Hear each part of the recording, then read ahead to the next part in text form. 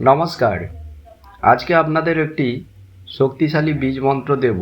এই বীজ মন্ত্র প্রত্যহ জপ করলে বিপদ থেকে রক্ষা পাবেন, মানসিক শক্তি লাভ করবেন, মানসিক শান্তি লাভ করবেন এবং আধ্যাত্মিক উন্নতি ঘটবে।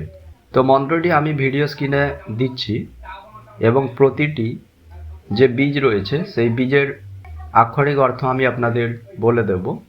বীজ মন্ত্রটি হলো ওং ঐং হ্রিং ক্লিং নমঃ শিবায়। মন্ত্রটি আমি বুঝিবার স্বার্থে আবারও বলছি। ওং ঐং হ্রিং ক্লিং নমঃ শিবায়। এই মন্ত্রটি একটি প্রভাবশালী মন্ত্র যা শিবের উদ্দেশ্যে নিবেদিত। এর অর্থ হল শুভকে নমস্কার, যিনি সর্বশ্রেষ্ঠ। ওম শব্দের আক্ষরিক অর্থ হল এটি একটি পবিত্র শব্দ যা ব্রহ্মের প্রতীক। ঐং শব্দের আক্ষরিক অর্থ হল এটি দেবী সরস্বতীর মন্ত্র বা বিদ্যার প্রতীক। হ্রিং শব্দটির আক্ষরিক অর্থ হচ্ছে এটি শক্তি বা দেবীর প্রতীক।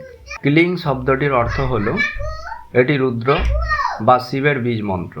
নমঃ শিবায় শব্দের আক্ষরিক অর্থ হচ্ছে শিবকে নমস্কার বা শুভকে নমস্কার।